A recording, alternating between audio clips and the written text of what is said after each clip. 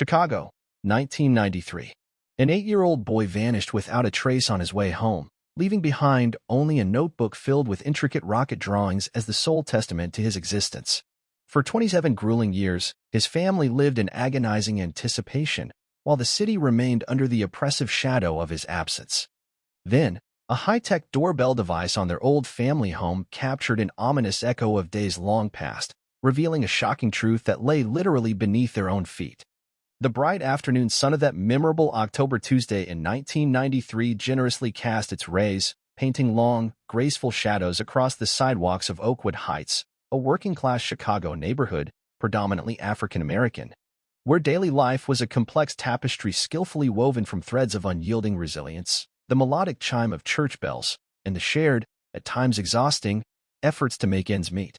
For 8-year-old Ethan Miller, the world around him was not merely reality, but a boundless canvas for his insatiable imagination.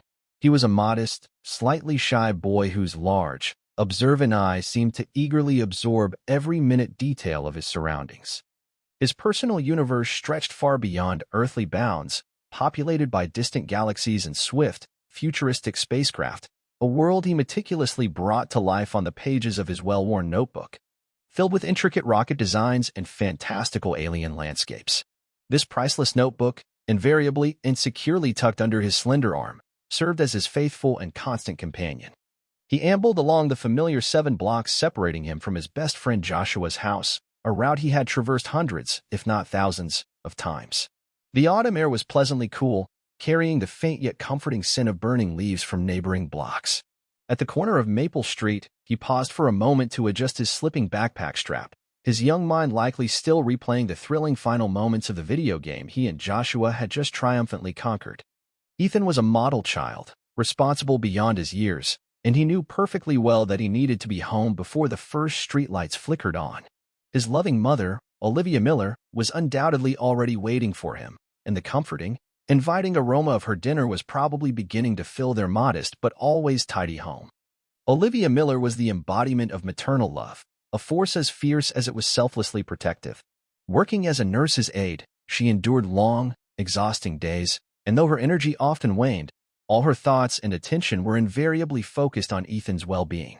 His father, Noah Miller, a warehouse manager downtown, served as the unwavering pillar of their family, a man of quiet but unshakable strength whose immense pride in his son was evident in every glance.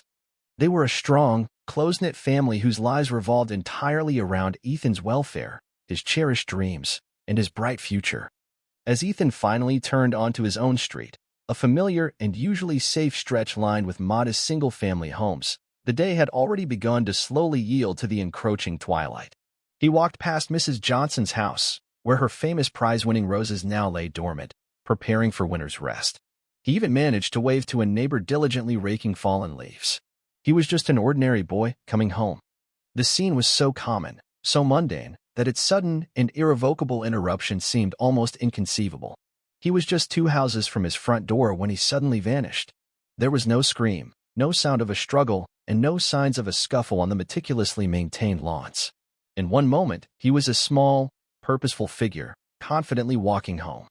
In the next, he seemed to dissolve into thin air, snatched from the familiar world by an unseen force, leaving behind only the faint rustle of autumn leaves and the deepening shadows of the approaching dusk. Inside the house, Olivia Miller glanced at the clock on the kitchen wall. It was 5:30 p.m. Ethan was late.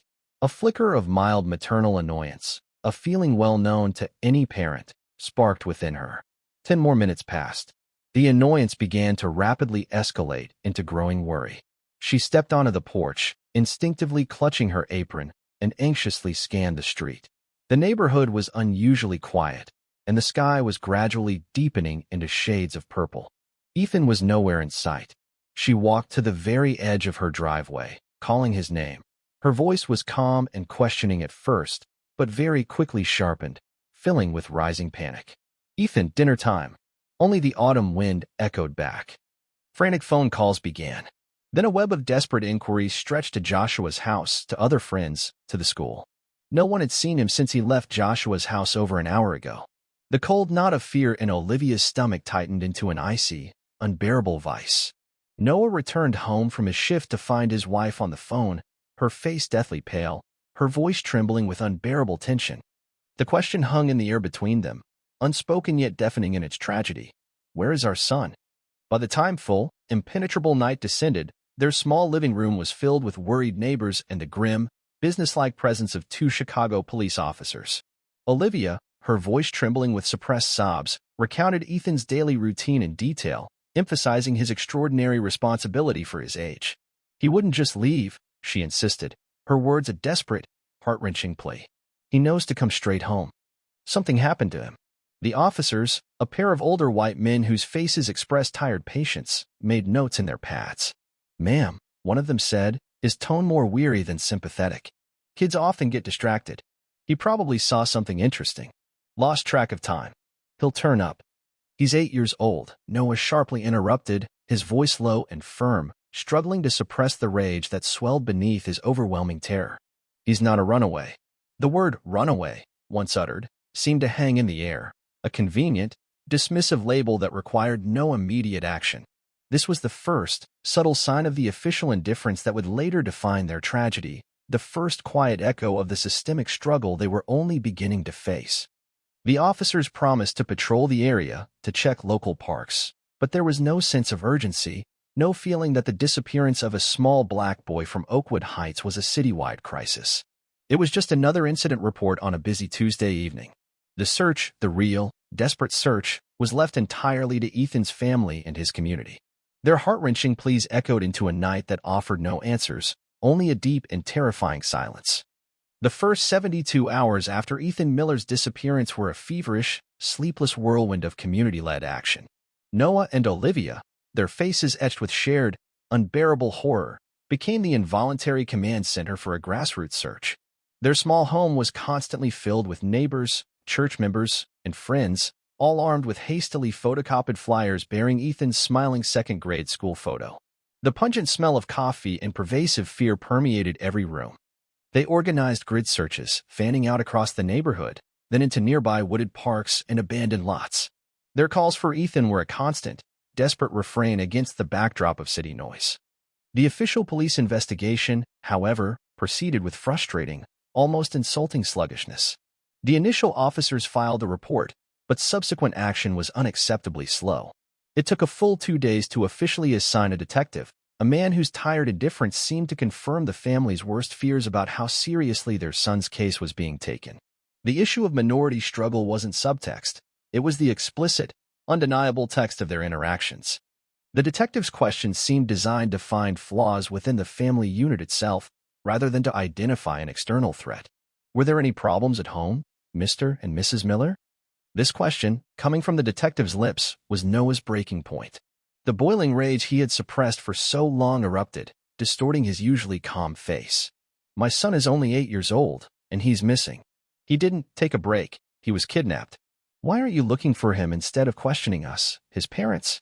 The detective's reply was strikingly calm, only fueling Noah's fury. "We have established procedures, sir. We are obligated to rule out all possible scenarios." These possibilities, it seemed, leaned with alarming persistence towards the theory that Ethan had either run away from home, which the family considered utterly absurd given his character, or had fallen victim to some random act of violence by a vagrant, occurring far from their neighborhood. The idea that danger could have lurked nearby, that the key to his disappearance might be found on the very streets he walked every day, was never seriously considered by law enforcement. The Miller family's own home and yard were only cursorily examined, perceived solely as a safe zone, the final destination Ethan never reached. There was no deep forensic investigation, no thorough examination of their property. This place was considered merely a starting point for the search, not its potential conclusion. Days relentlessly turned into an agonizing week.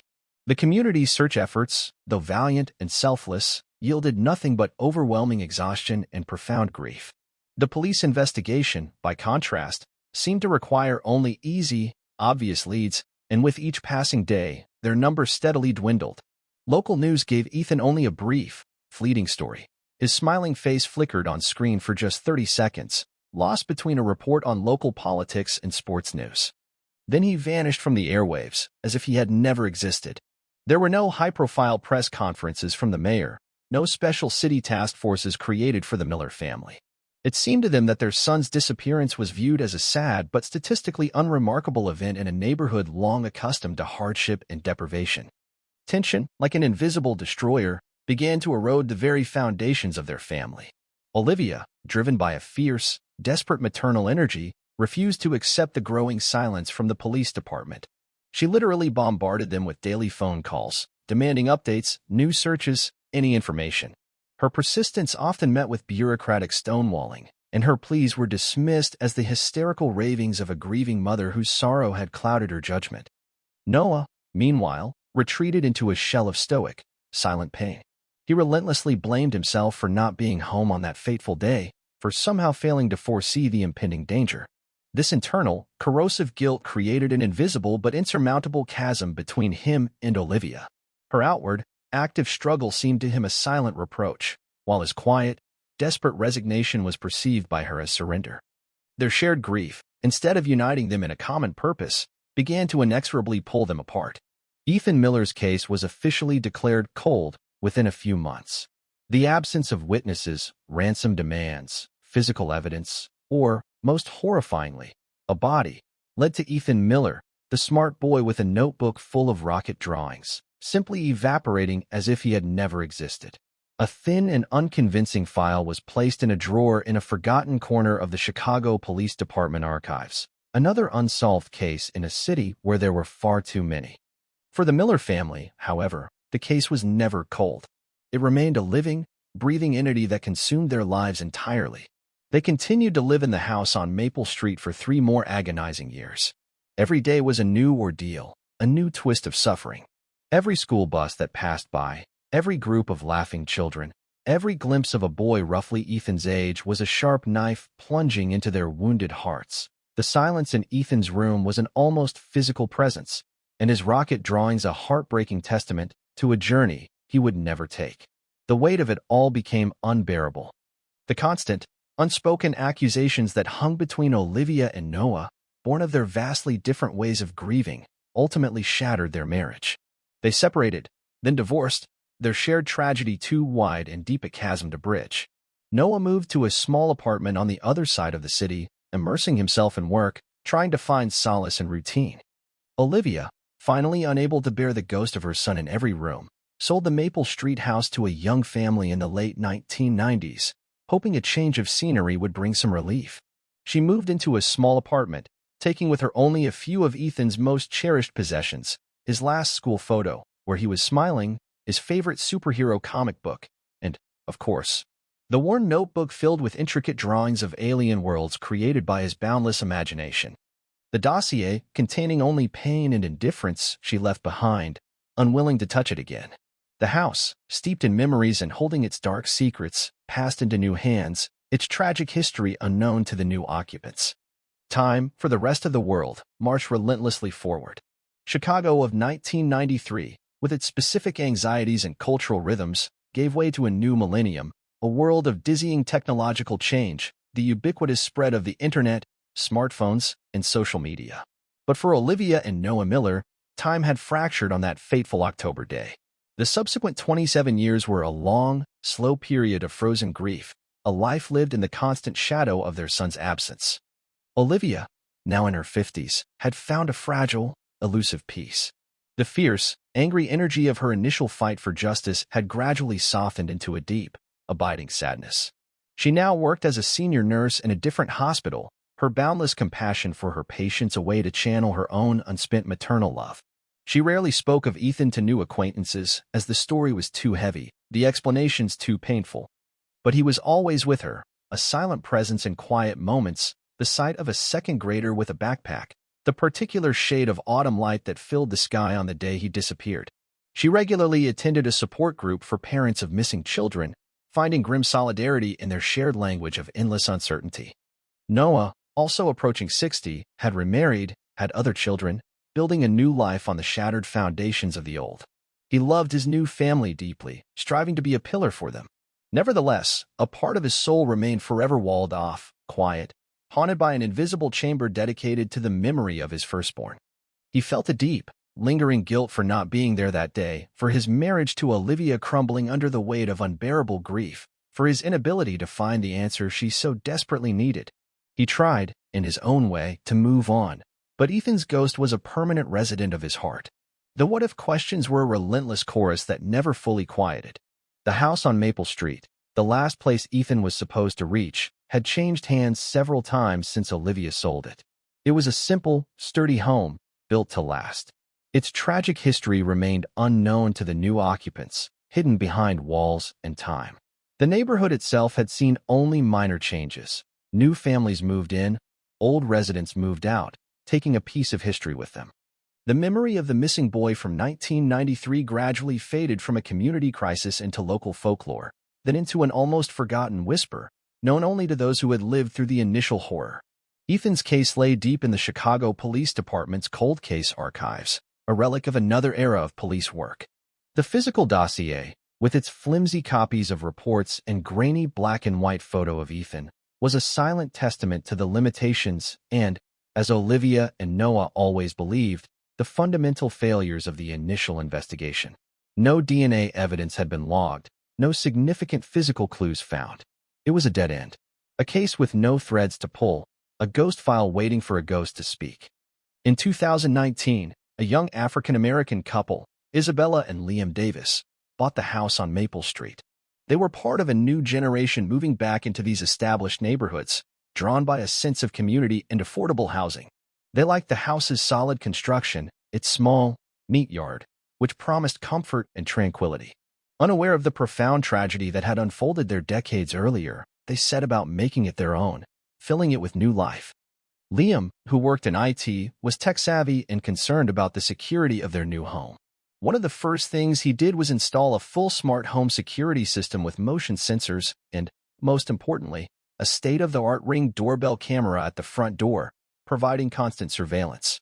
Its small, dark lens, like a modern digital eye, watched tirelessly over the quiet street.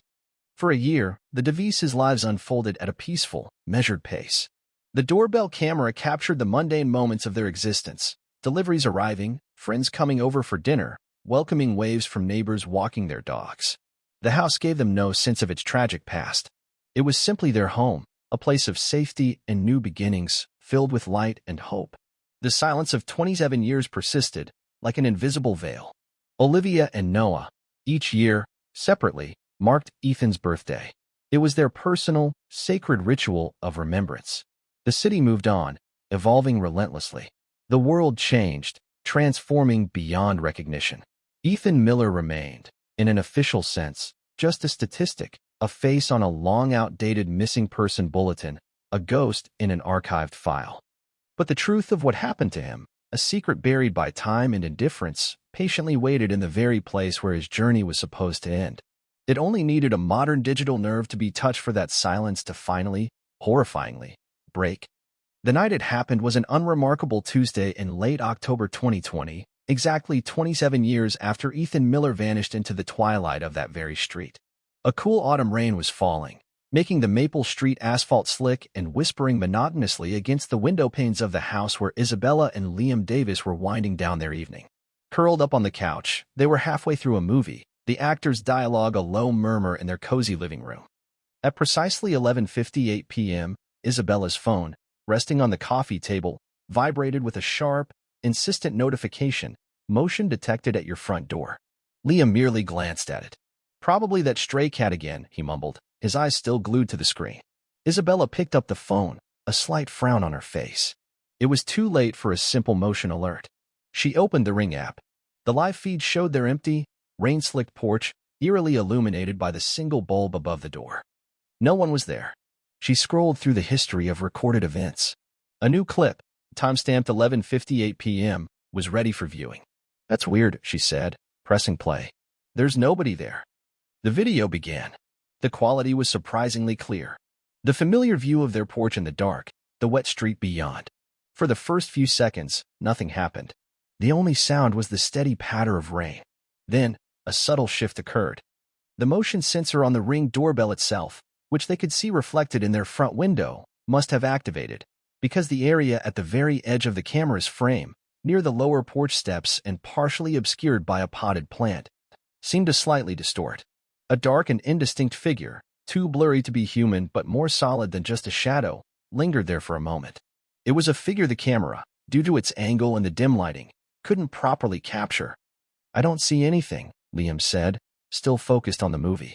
"Sure, wait," Isabella whispered, leaning closer to the phone, her thumb hovering over the volume control. And then it happened. It wasn't a scream or a clear statement.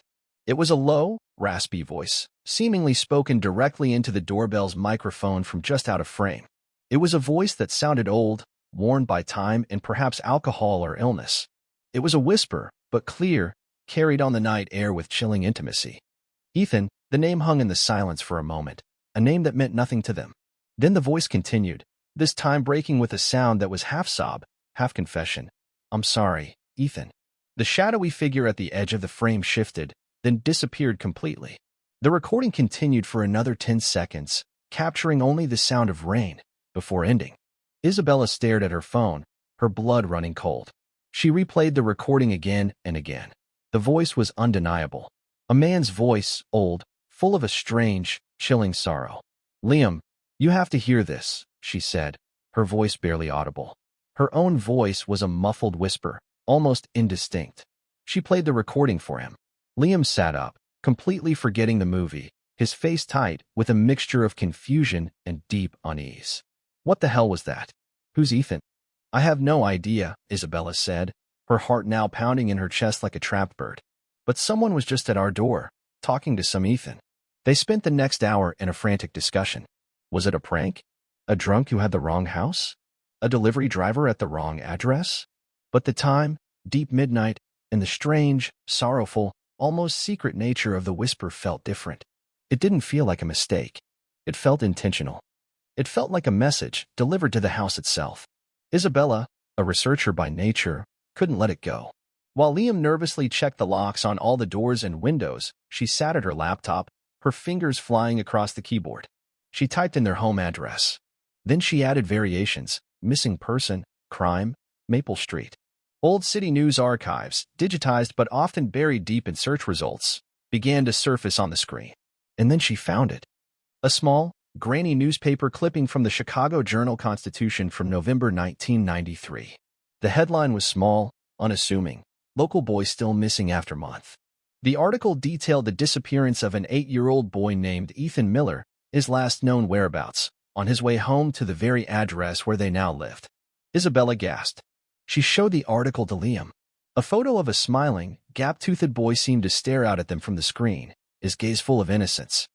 "Ethan, Liam," she said, her voice now trembling with realization. That man, he was talking to him. The realization settled over them with a suffocating weight. Their safe, cozy home was built on a foundation of deep tragedy, and the ghost of that tragedy had just whispered a message into their 21st century doorbell. Unsure what to do, but absolutely certain they couldn't ignore it, they made a decision. The next morning, Isabella Davis forwarded the Ring doorbell video file, along with the link to the 1993 news article about Ethan Miller, to the Chicago Police Department's general email address. She didn't know if anyone would see it, or if they did, if they would care about a ghostly whisper from a 27-year-old cold case. But they had to try. The chilling message had been delivered, and now it was in the hands of the law. The email from Isabella Davis, with its peculiar subject line, "Strange Midnight Recording, Cold Case," could have easily been lost in the digital deluge that flooded the Chicago Police Department's servers daily. It could have been flagged as spam, dismissed as a prank, or routed to a dead-end folder. But by a twist of bureaucratic fate, or perhaps something more, it landed in the review queue of Detective Harper Bennett. In her early 40s, Detective Bennett was a rising star in the CPD's cold case unit, a division often seen as a place where weary detectives served out their final years. But Bennett actively sought out this very place. She possessed a unique blend of old-fashioned tenacity and a deep fluency in the language of modern digital forensics. She genuinely believed that technology held the key to unlocking secrets that had been gathering dust in folders for decades. She specialized in revisiting cases from the 80s and 90s, especially those involving marginalized communities, cases she felt had never received a fair shake in their time. When she clicked on the video file from the Davises, she was initially skeptical, accustomed to strange submissions. But when she heard the rough, raspy whisper captured by the Ring doorbell, "Ethan, I'm sorry, Ethan," a professional chill ran down her spine. This was not the rambling of a drunk. There was the weight of a confession, a plea, a message addressed to a specific ghost. Her skepticism gave way to a strong, consuming curiosity. She read Isabella's accompanying email and clicked the link to the 1993 article about the disappearance of 8-year-old Ethan Miller from that very address. Detective Bennett spent the next hour digging through the digital archives for case file #93-14 Miller, Ethan. The file was thin, a sad testament to a forgotten tragedy. She saw the initial reports, the cursory search logs, the prevailing theory of a runaway or a vagrant abduction, the gradual fading of official interest. She noted the lack of any significant forensic search of the family's own property, a common oversight in an era where a victim's home was almost always considered a safe starting point, not a crime scene. The system, as she knew from experience, had most likely failed Ethan Miller from the very beginning. But this new piece of evidence, this digital whisper, changed the entire paradigm. For the first time in 27 years, there was a reason to look at the house not as a destination Ethan never reached, but as a potential crime scene. The act of someone returning to that specific house to utter that specific name was a more powerful clue than any 90s detective could have hoped to obtain. It was a behavioral clue, a psychological breadcrumb pointing directly to the source. Her first step was to visit Olivia and Noah Miller. She found Olivia living in a small, quiet apartment, surrounded by photos not of Ethan, but of nieces and nephews. A life carefully constructed around an empty core. When Detective Bennett played the audio recording for her, Olivia's composure, maintained for nearly 3 decades, crumbled. She began to sob with a deep, agonizing grief that was 27 years old. "His name," she whispered through her tears. After all this time, someone said his name at his own front door. Noah's reaction was different. He listened to the recording in his small study, his face set in a mask of grim fury. "Find him," he told Bennett, his voice low and dangerous. "Find the person who said that." The Ring doorbell recording, while a powerful lead, was a prosecutor's nightmare. The voice was too distorted to definitively match without a known suspect. The figure was too shadowy for facial recognition, but it was enough. It was probable cause. It gave Detective Bennett the ammunition she needed to do what the original investigators never did. She spent a week compiling evidence, not for a suspect, but for a location. She presented her findings to a judge, a 27-year-old unsolved disappearance of a black child, a historically inadequate initial investigation, and now a strange and very specific new piece of digital evidence directly linking a mysterious individual to the original residents. Detective Bennett argued that for the first time, there was reason to believe that a crime may have originated or concluded within the victim's own home. She insisted on the necessity of a thorough, all-resources-available search of the property. The warrant was granted. Detective Bennett now had the authority to treat the Maple Street house, currently occupied by the startled but cooperative Isabella and Liam Davis, as a primary crime scene. She assembled her team, including forensic archaeologists and specialists with ground-penetrating radar (GPR) equipment. She met with the Devises, explaining the situation gently but firmly. They would have to vacate their home for several days. Their yard, their patio, their basement, all of it was now part of a 27-year-old mystery. As crime scene vans and unmarked police cars arrived on the quiet street, neighbors watched from behind drawn curtains. Old rumors suddenly took on a new, terrifying life. Olivia and Noah Miller waited. Their agonizing vigil resumed, the fragile scar tissue over old wounds ripped open. Detective Bennett stood on the sidewalk, looking at the small, unassuming house. The case was no longer cold. It was alive, breathing, its ghost having whispered into a camera, demanding to be heard.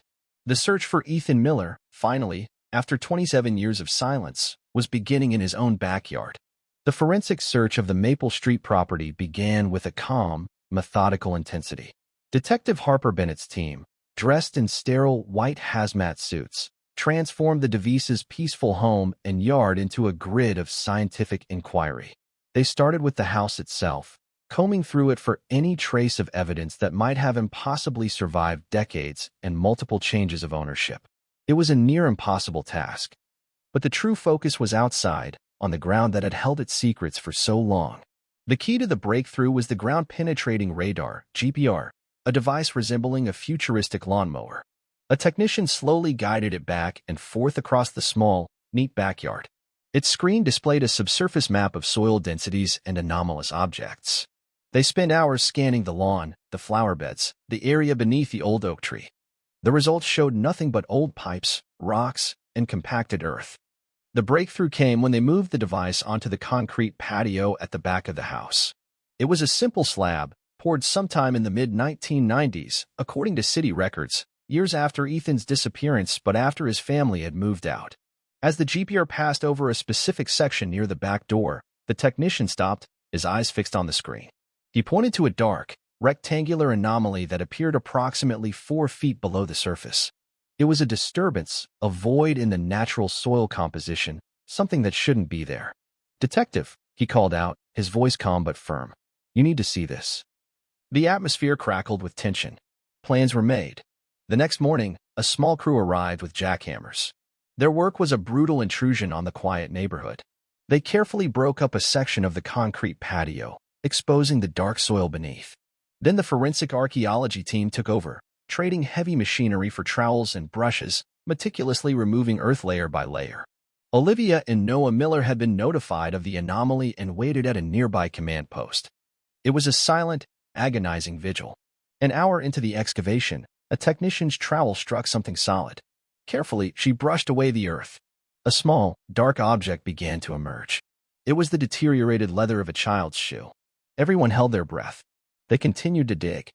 And then they found them. The small, fragile skeletal remains of a child, buried for decades in a secret grave hidden beneath a patio that had, over the years, served as the site for countless family barbecues and children's games. Later, at the medical examiner's office, dental records from 1993, carefully preserved in Ethan's old file, provided the final, heartbreaking confirmation.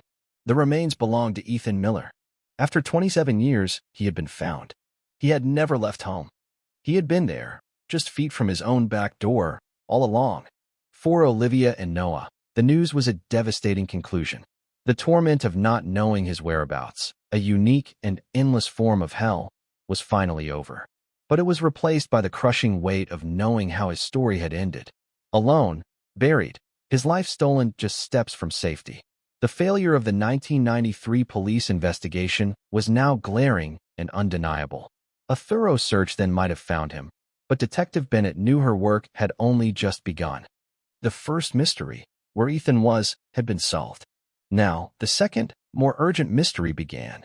Who was the person who whispered into the doorbell, and did they bury Ethan in that grave? The investigation shifted direction with a new, furious intensity. The voice from the Ring doorbell audio became the central piece of evidence. Forensic audio specialists began the painstaking work of cleaning up the recording, seeking to isolate its unique characteristics: pitch, cadence, the raspy timbre that might indicate age or illness. Was it a killer's taunt, a person who had lived free for 27 years, now taking sick pleasure in returning to their crime in an age of new technology? Or was it a confession, a final, desperate act by a guilt-ridden accomplice or witness, now elderly and facing their own mortality, trying to guide the police to the truth without directly implicating themselves? Detective Bennett and her team began to compile a new list of potential suspects. They re-examined everyone connected to the Miller family in their neighborhood in 1993. Was there a neighbor with a hidden violent past? A local handyman who had access to the property? They cross-referenced old records with the new audio profile. They discreetly collected voice samples from elderly persons of interest. The story ends here, not with a neat resolution, but with a new, active hunt. Ethan Miller was buried. His parents could finally mourn him at his grave, finding some measure of solace. His name was cleared of the runaway stigma. The story was now corrected. This was the story of a murdered child. The city was forced to confront the failures that allowed his killer to remain free. And for Detective Harper Bennett, time is ticking. She has the whisper of a ghost. She has the victim's name, and she has an unwavering determination to find the face that belongs to that voice, to close the final chapter of a tragedy that a doorbell, after 27 years of silence, refused to leave buried. The search for Ethan was over. The hunt for his killer had just begun.